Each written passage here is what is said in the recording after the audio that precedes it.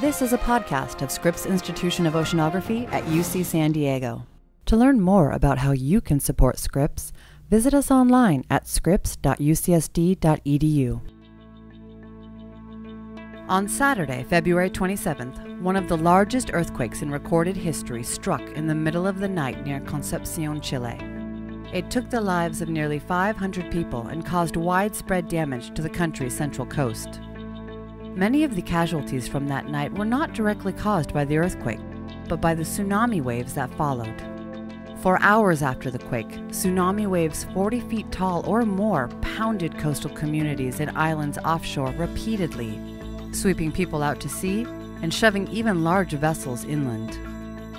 One Scripps Institution of Oceanography research vessel was only miles away from the quake's epicenter when it struck. RV Melville sustained no damage, and within hours, plans were in motion to make the ship part of a rapid scientific response to the quake zone. Part of Melville's instrument package made it particularly suited to the task. It has a multi-beam sonar unit that can map the seafloor.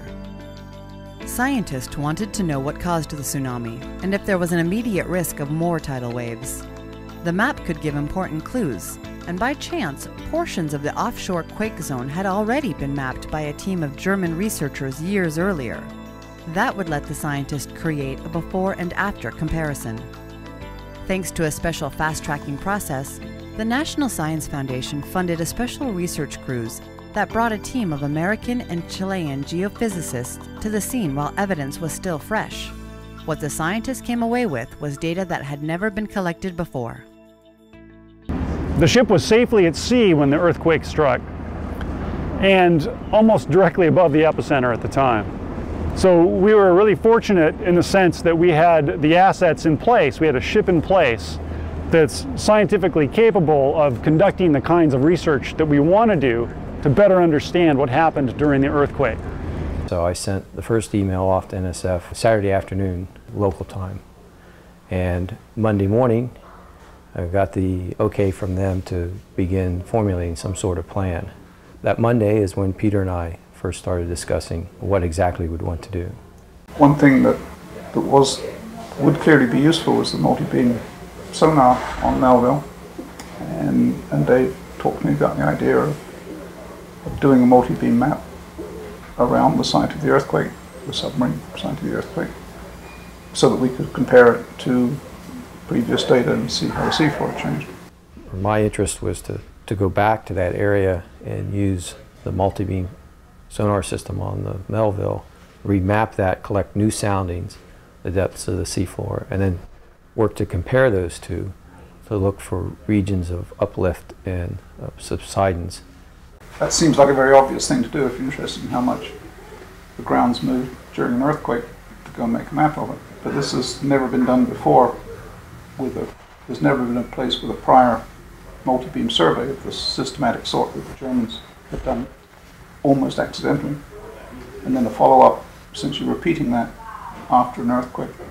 So part of what we were attempting to do during the latter part of our data collection was to simulate information from the people working on land, put that on a map, and then use that as a bit of a guide as to where to go in the shallow water.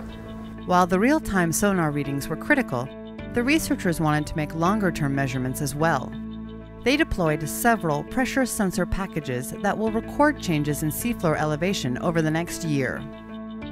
The purpose there is if there are further large vertical motions, then we could separate the motion of the seafloor apart from any changes in tides and other changes in the water column. So it would give us another way to measure the vertical motion of the seafloor. And we had 4 of these sensors that we put out in a transect across the trench. But getting equipment flown into a ravaged country in time for the cruise was only one of the challenges posed by the unusual opportunity. The science team caught at least one break. The northern city of Valparaiso, where they would rendezvous with Melville, sustained little damage. The planning stages for a cruise typically last more than a year. There's all sorts of logistics that you have to set up because our ships are moving from place to place throughout the world. We have to deal with port logistics and shipping large amounts of freight to foreign ports, getting them through customs, loading them on the ship, So the typical cruise takes at least a year to plan.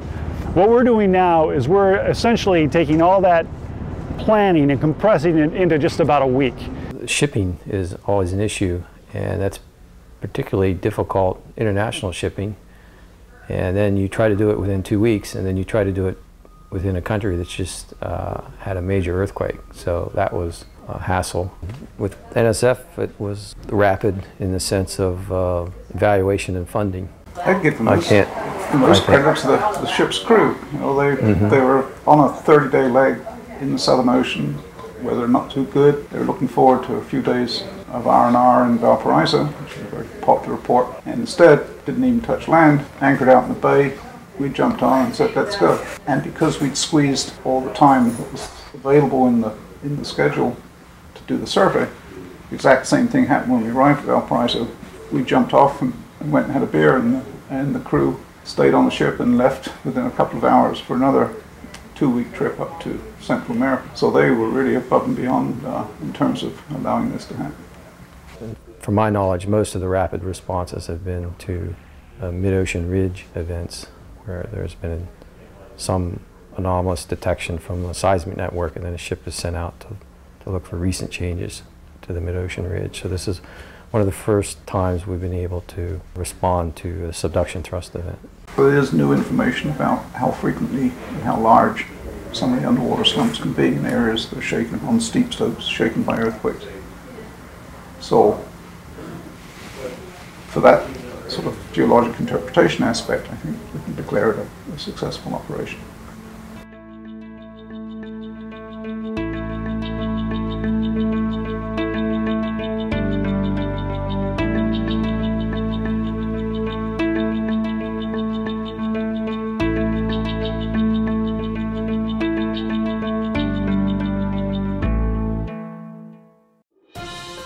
This has been a presentation of Scripps Institution of Oceanography at UC San Diego.